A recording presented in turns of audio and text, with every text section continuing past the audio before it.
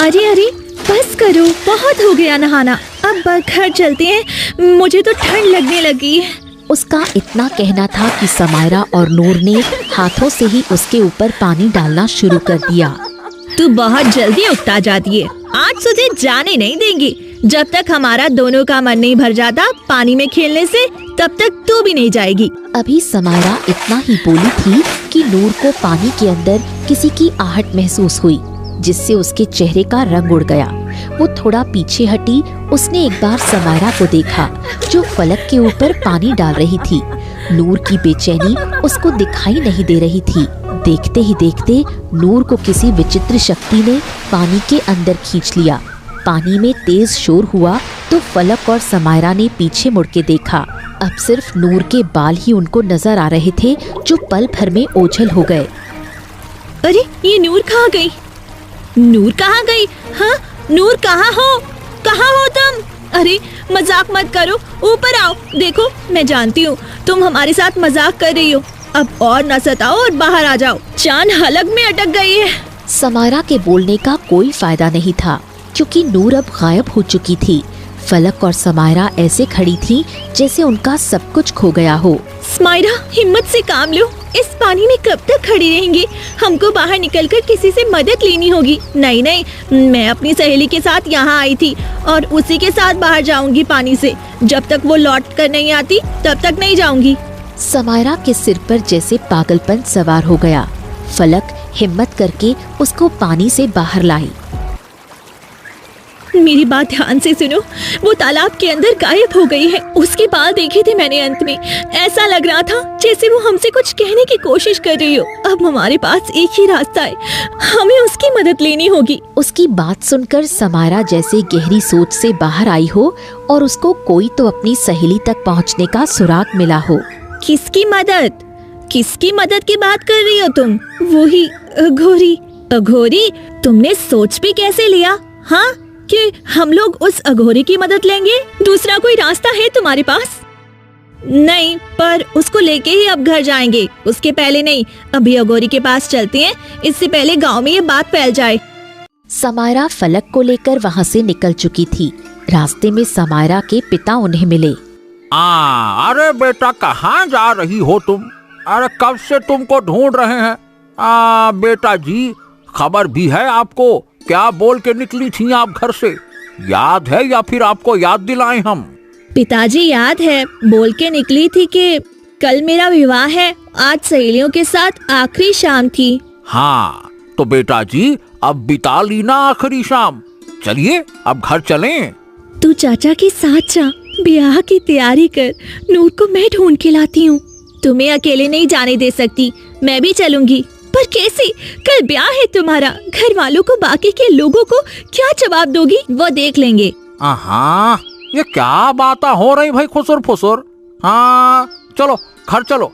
और बेटी फलक तुम भी अपने घर जाओ, तुम्हारे पिता परेशान हो रहे होंगे। बलवंत समायरा को घर ले आता है और समायरा कुछ नहीं कर पाती। फलक गहरी सोच में डूब जाती है और समायरा को जाते हुए देखने लगती है। उसे कुछ भी अच्छा नहीं लग रहा था। वो जाकर उसी तालाब के किनारे बैठ गई जहाँ से नूर गायब हुई थी। अब मैं अकेले क्या करूं? क्या कूद जाऊं इस तालाब में?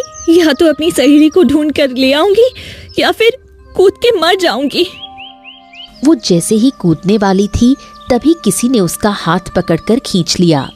तालाब में कूदेंगे तो साथ में कूदेंगे। अघोरी ने कहा था ये कुंड तालाब है, अब इसके अंदर जाना ही होगा। तुम क्यों आ गई? कल बारात दरवाजे पे खड़ी होगी, क्या जवाब देंगे तेरे घर वाले उनको? वो देख लेंगे बाद में। सुबह तक हम कुंड तालाब से बाहर आ जाएंगे। अब आंखें बंद कर और लगा दे जान की बाजी।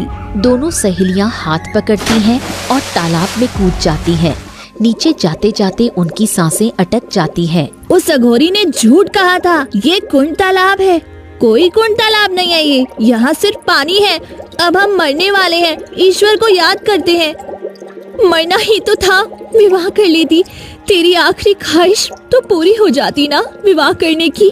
पानी से लड़ते लड़ते वो पानी के बिल्कुल नीचे चली जाती है और उनका शरीर नीचे बैठ जाता है। तभी एक तेज रोशनी चमकती है। रोशनी के अंदर एक बड़ा सा साफ सुथरा किले जैसा घर था। ये क्या, पानी के अंदर दूसरी दुनिया? ये कैसे हो सकता है? क्या सच में ये कुंड लोग हैं? इसका मतलब हमारी नूर जिंदा है और इसी घर में है। चलो जल्दी चलो, अंदर जाके देखते हैं। दोनों तेजी से उस किले के अंदर चली गईं। वहां जाकर देखा एक आदमी जिसने काला नकाब लगाया हुआ था सामने आया। ओह, तो तुम लोग नूर को ढूंढने आई हो ना धरती लोक से? हाँ, आपको कैसे पता? और आप कौन है? क्या आपको पता है हमारी सहेली कहाँ है? वो इसी दुनिया में रुकी हुई है ना? मेरे साथ आओ। दोनों को थोड़ा सा तो विचित्र लग रहा था ये आदमी, परंतु उसके पीछे जाने के सिवा उसके पास कोई दूसरा रास्ता नहीं था, इसलिए चुपचाप दोनों उसके साथ चली जाती हैं। अंदर जाकर रहबर उनको एक कक्ष में ले जाता है और आगे से दरवाजा बंद कर देता है। दरवाजा बंद होते ही उस कक्ष में इतना अंधेरा हो जाता है जैसे किसी एक भी छेद से कोई रोशनी ना आ रही हो। इस अंधेरे को देखकर फलक जोर से चीखती है। कौन हो तुम? बाहर निकालो हमें यहाँ से। अरे तुम चाहते क्या हो हमसे? हमारी सहेली को तुमने कहाँ रखा है? क्या मकसद है तुम्हारा? बताओ, बचाओ हमें कोई, बाहर निकालो हमें। वो चीखती रही परंतु रहबर की तरफ से कोई जवाब नहीं आया। फलक का सर चकराने लगा। अंधेरा इतना था कि समायरा भी फलक को और फलक समायरा को देख नहीं पा रही थी। फलक, हिम्मत से काम लो, हमारा मकसद नेक है और इन लोगों से हम हार नहीं सकते।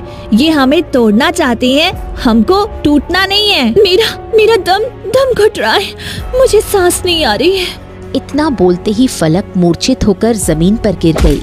उसके गिरने की आवाज से समायरा अंधेरे में उसको ढूंढने लगी। फलक, कुछ नहीं होगा, हिम्मत रखो, मैं आ रही हूँ तुम्हारे पास।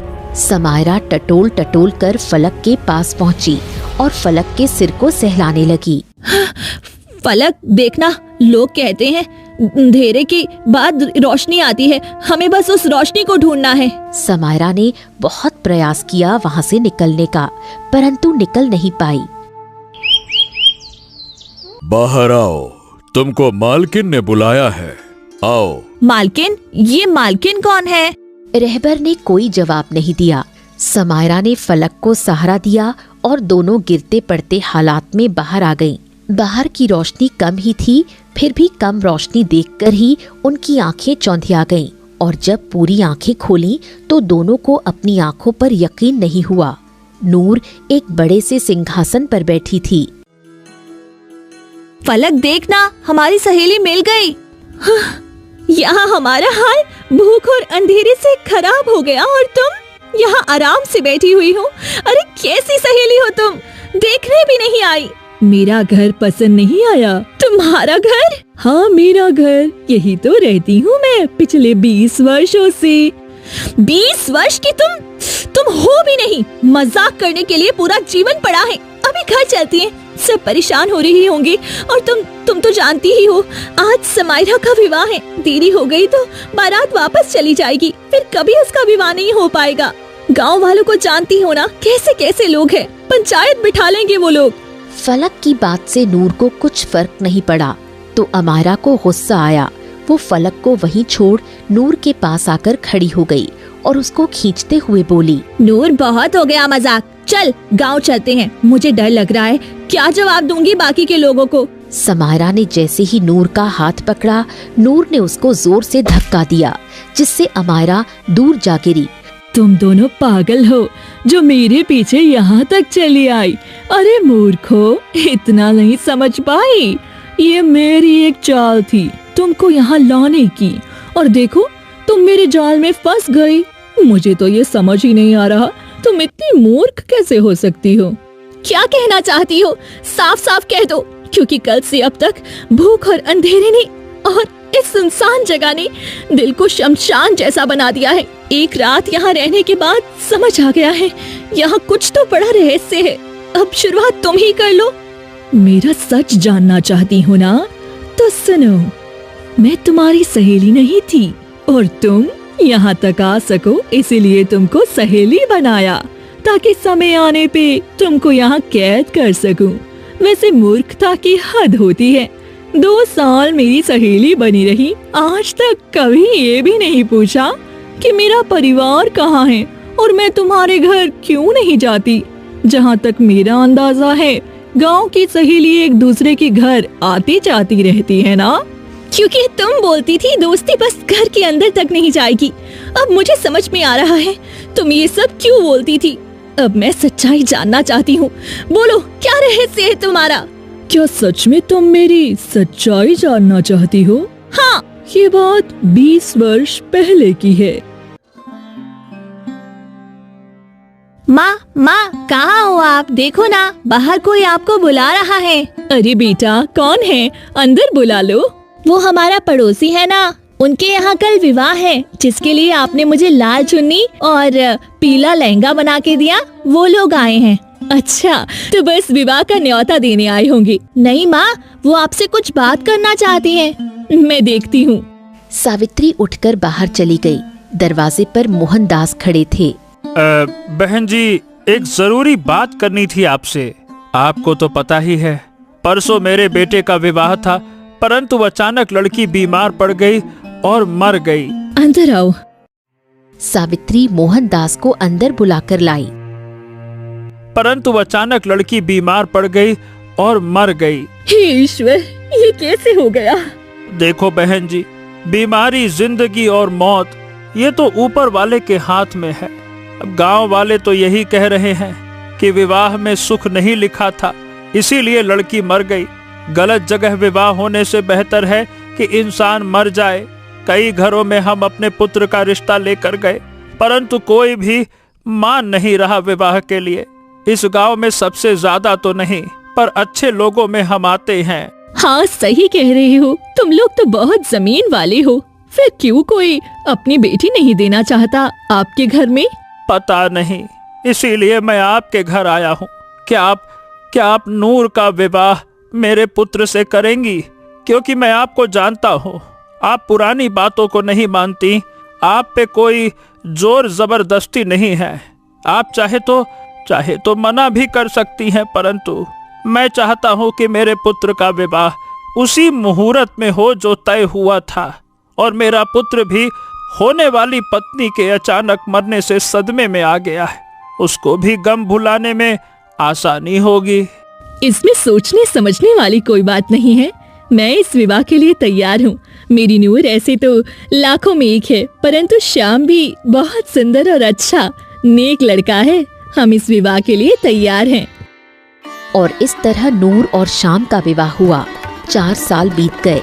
एक दिन नूर अपने घर में बैठी श्याम की प्रतीक्षा कर रही थी। तभी श्याम का दोस्त बलवंत वहाँ आया।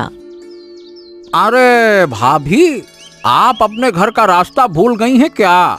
बिल्कुल सामने घर है और कभी घर भी नहीं जाती हैं। आपकी माँ बोल रही थी एक दिन मेरी पत्नी से। क्या बताऊं भैया, श्याम जी देर से घर लौटते हैं, सुबह सुबह निकल जाते हैं, घर में कोई नहीं होता है। इतनी बड़ी हवेली है, अब मैं घर जाऊं तो इस घर में कौन रहेगा? वैसे एक बात तो है, आपकी किस्मत बदल गई है। इतने बड़े घर की बहू बन गई। आपके यहाँ तो अनाज भी 6 महीने का 12 महीने खाना पड़ता था। सच कह रहा हूँ ना? नूर को ये सारी बातें अच्छी नहीं लगी, फिर भी उसने कुछ नहीं कहा। वैसे भाभी, आपके दिल में कभी ख्याल नहीं आता कि इतने सारे पैसे लेकर कहीं भाग जाएं? अरे ये मेरे पति हैं, मैं उनके पैसे लेकर कहाँ भागूं? उनका जो है वह मेरा अपना ही है, मेरे अलावा उनका कोई भी नहीं है। बाबूजी भी जब से गए हैं तब से सारी जिम्मेदारी इन्हीं के ऊपर आ गई है। बलवंत वहाँ से चला गया और घर आकर अपने छोटे भाई सोहम से सारी बात कही। क्या कहना चाहते हो? साफ साफ कहो आप। अरे सोचा था कि नूर से विवाह करूंगा, पर नूर की माँ ने सही जगह हाथ मार लिया। समय से पहले ही श्याम से उसका विवाह कर दिया। अरे जब तक हम खाने कमाने लायक हुए तब तक श्याम ने बाजी मार ली। नूर, अरे नूर जैसा उसका नाम है ना, उससे भी कहीं ज्यादा नूर है उसके चेहरे पे। हमारी पत्नी तो ऐसी लगती है उसके सामने जैसे नौकरानी हो। अरे भाई देखो, जिसके पास जैसा धन वैसी तकदीर। अब जितना हमारा काम है, ऐसी हमें पत्नी मिल गई और वैसे भी माँ मेरा विवाह करने को बोलती थी नूर से। आप क्यों इतना जल रहे हो? मुझे तो कोई फर्क नहीं पड़ा नूर से, उसके विवाह से, उसके पति से। आपको क्यों इतना पड़ रहा है? अरे देख, तेरा विवाह करने का माँ बोलती थी, बड़ा मैं था, इसीलिए विवाह के बारे में कि नूर से मेरा विवाह हो जाए मैं ही सोचता था। मैंने ही सपने पाल के बैठे थे, क्या कहूँ मैं। बलवंत अजीब सा मुंह बनाकर बाहर की ओर चला गया। वो अपनी जलन को छुपा नहीं पाया। कुछ तो चल रहा था उसके मन में। वो चलते चलते घर के बाहर आ गया और एक जगह बैठ गया। ये नफरत की आग इतनी जल क्यों रही है? मेरे मन में ऐसा लग रहा है कि मैं क्या कर डालूं। अरे जिस लड़की को पसंद किया उसी का विवाह बिल्कुल घर के सामने हो गया। दूर होता तो उसकी खुशी से फर्क नहीं पड़ता, आंखों के सामने अपने प्यार को किसी और के बाहों में किसी और के साथ। तभी उसकी नजर शाम पर पड़ी, जो बड़े सुकून से घर की ओर जा रहा था। ये होता है सुकून। हाँ, जब पैसा और पत्नी दोनों अच्छे हों तो मर्द के चेहरे पर सुकून उभर ही आता है। ससुरा, ये सुकून तो हमें कभी नसीब नहीं होगा। घर जाओ तो हमारी पत्नी की शक्ल कुछ तो बुरी है ही, और कुछ वो बुरी बना लेती है मुझे देख के। अब इंसान करे तो करे क्या? इंसान अपना दुख तो सह ले, पर ससुरा इस श्याम का सुख सहा नहीं जाता मुझसे। बलवंत अपना गुस्सा सह नहीं पाया। वो अपनी जगह से उठा और उसने शाम के सिर पर एक ईंट से वार किया, जिससे शाम एक बार में ही गिर गया। बलवंत का गुस्सा इतना बढ़ गया था कि उसको ये पता ही नहीं लगा कि वो क्या कर रहा है। देखते ही देखते उसने शाम के सिर पर कई बार ईंट से वार किया और शाम मर गया। उधर नूर अपने घर के द्वार पर खड़ी अपने पति के आने का बेसब्री से इंतजार कर रही थी। आज इतना समय हो गया, अब तक तो आ जाना चाहिए था श्याम जी को। मुझे बहुत फिक्र हो रही है। वो तो कहीं रास्ते में रुकते भी नहीं है। एक बार देख के आती हूँ गांव के बाहर। जब तक आएंगे नहीं मुझे चैन नहीं मिलेगा। नूर का दिल अब पूरी तरह से बेचैन था। वो घर से निकलकर गांव की गलियों से होती हुई गुजरने लगी। उधर बलवंत शाम के पास खड़ा सोच रहा था। हे ईश्वर, ये मैंने क्या कर दिया? ये तो ससुरा मर गया, अब मैं क्या करूँगा? अरे छोड़ो इसको, भागो। वो उसको छोड़कर भागने लगा। तभी नूर भागते हुए आई।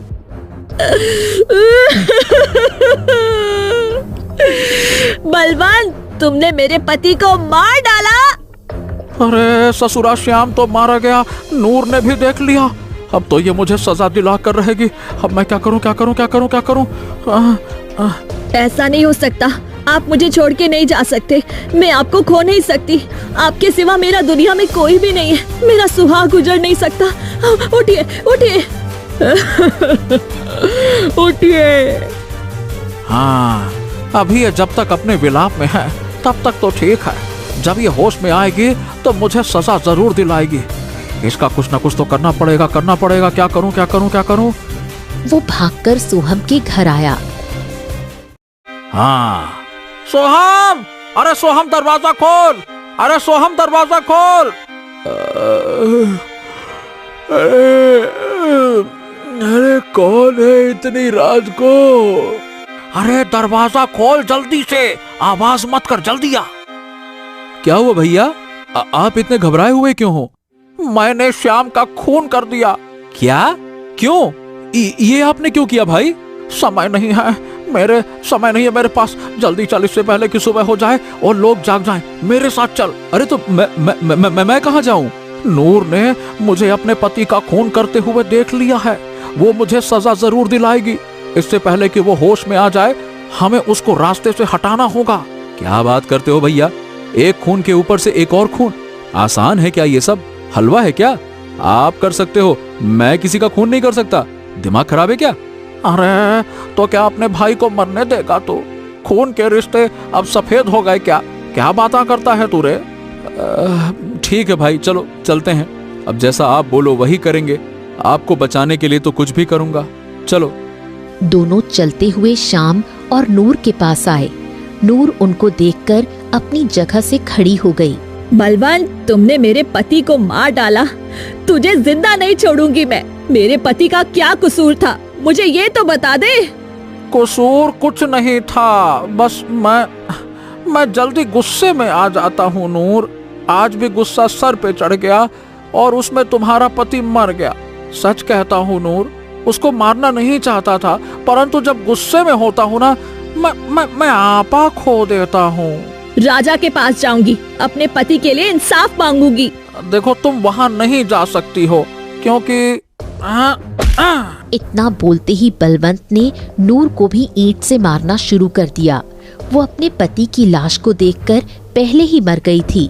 अब बलवंत ने सोहम के साथ मिलकर उसको घसीटना शुरू किया और तालाब के किनारे ले गए। उसको तालाब में फेंक दिया।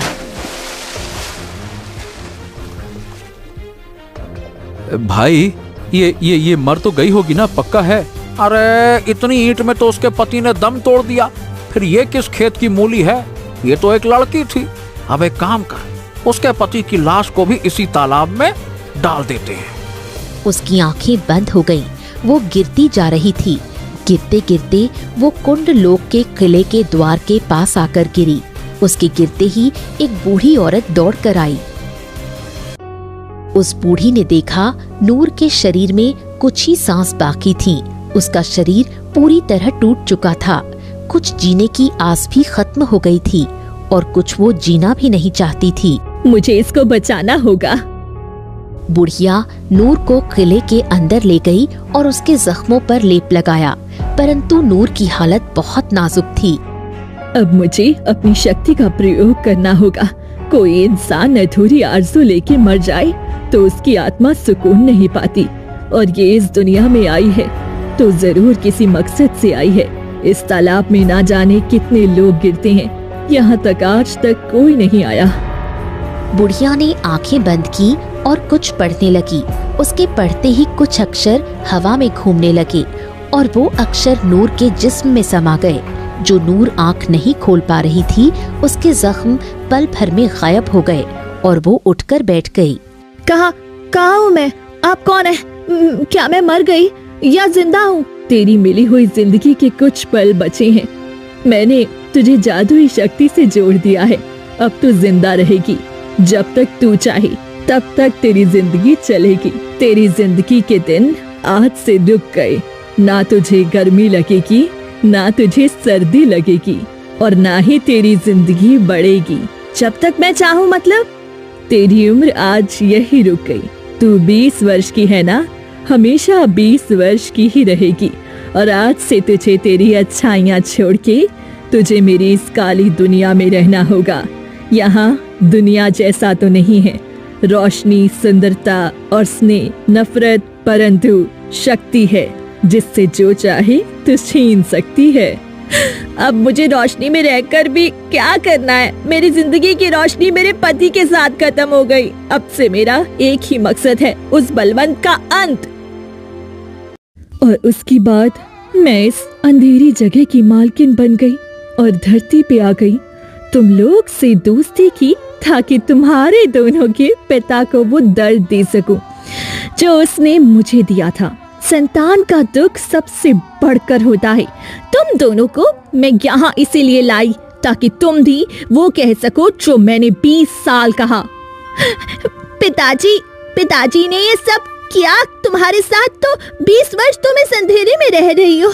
हमारी एक रात में इतनी खराब हालत हो गई तो तुम्हारा क्या ही हाल हुआ होगा।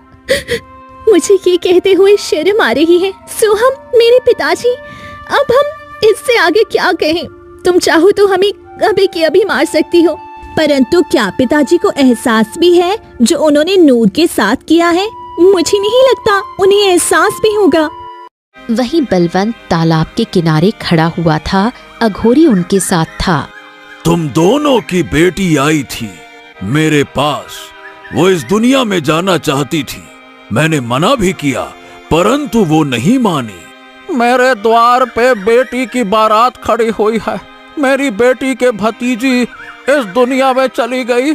जो मैंने 20 वर्ष पहले किया, वो आज मेरे सामने आकर खड़ा हो गया। अब मैं क्या करूं? अपनी पत्नी को, बेटी के ससुराल वालों को क्या जवाब दूंगा मैं, क्या जवाब दूं? भैया अब गलती की है तो सुधारना तो पड़ेगा। अरे कैसे सुधार लूं गलती, कैसे सुधार लूं गलती को? नूर तो मर गई है, वो जिंदा होती तो उससे माफी मांग लेता। नूर जिंदा है और वही तुम्हारी बेटियों को अपनी दुनिया में ले गई है। अब वो तुम्हारा बदला तुम्हारी बेटी से लेगी। हाँ हाँ, वो जिंदा है, पर कैसे, कैसे जिंदा है? अघोरी ने सारी बात बलवंत को बता दी। हाँ, अब मुझे अपनी बेटी को बचाना है तो मुझे उस कुंड लोक में जाना होगा। अपनी बेटी को नहीं खो सकता। नूर से माफी मांग लूंगा, वो बहुत अच्छी है, उसका दिल बड़ा है, वो मुझे माफ कर देगी। मैं भी आपके साथ चलता हूँ, मेरी भी बेटी वहीं पे है।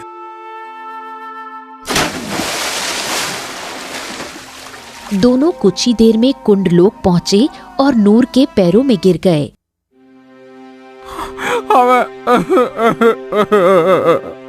हमें माफ कर दो, हमें माफ कर दो। हमसे गलती हो गई थी, जो हमने किया वो जानबूझ के नहीं किया। बलवंत को अपने पाँव में झुका देख नूर को वो 20 वर्ष याद आ गए। एक एक पल कैसे जिए थे उसने ये दिन। वो गहरी सोच में थी। तभी बलवंत ने नूर के पैरों को खींचकर उसको गिरा दिया और उसके बाल पकड़कर बोला, अरे तुझे क्या लगा कि तू उस दिन जिंदा बच जाएगी और मेरी बेटियों को यहाँ ले आएगी और मैं तेरे पाँव में बैठ के भीख मांगूंगा? नहीं, मुझे पता था कि तू कितना घटिया इंसान है। जो तूने किया उसका तुझे अफसोस नहीं, खुशी होगी। आज तो तेरा अंत होगा। बलवंत ने उसका मुंह भींचने की कोशिश की। तभी समायरा ने रहबर से तलवार ली और उसी तलवार से अपने बाप का गला काट दिया और खुद भी घुटनों के बल बैठ गई। मैंने एक बेटी का फर्ज तो नहीं निभाया, परंतु एक इंसान का होने का फर्ज निभा लिया है। नूर, तुम्हारे साथ जो हुआ वो मैं लौटा नहीं सकती, परंतु आज से सारी जिंदगी इसी अंधेरे में रहूंगी और खुद को सजा दूंगी, ये सोच के कि जैसा कोई करता है उसका बदला इसी जन्म में उसकी संतान चुकाती है। 20 वर्ष में मैं भी बुरी तरह टूट चुकी हूँ, हर गम को सहते हुए। इन कुछ दिनों में तुमने मुझे सहेली का प्यार दिया, वो प्यार अपने साथ ले जाना चाहती हूँ और इससे मुक्ति पाना चाहती हूँ। अब अपने पति से मिलना चाहती हूँ। नूर ने वही मंत्र पढ़े जो बुढ़िया ने पढ़े थे और धीरे धीरे उसके अंदर से वो अक्षर निकल गए और नूर ने दम तोड़ दिया। उसकी दुनिया खत्म हो गई। सोहम, फलक और समायरा तालाब के बाहर धरती पर आ गए। अचानक हम यहाँ कैसे आ गए? वो दुनिया उस बुढ़िया ने नूर को दे दी थी। अब नूर ने खुद के लिए मौत को चुना, जिससे वो दुनिया खत्म हो गई और हम बाहर आ गए। बेटियों, मुझे माफ कर दो। मैं सही बताऊं, मैं भैया की बात में आ गया था। फलक और समायरा जैसे सोहम की बात सुन ही नहीं रही थी। उनकी आंखें उसी तालाब में नूर को ढूंढ रही थी, जैसे उनकी पूरी दुनिया उसी तालाब में खत्म हो गई हो। उनकी आंखों से आंसू बह रहे थे।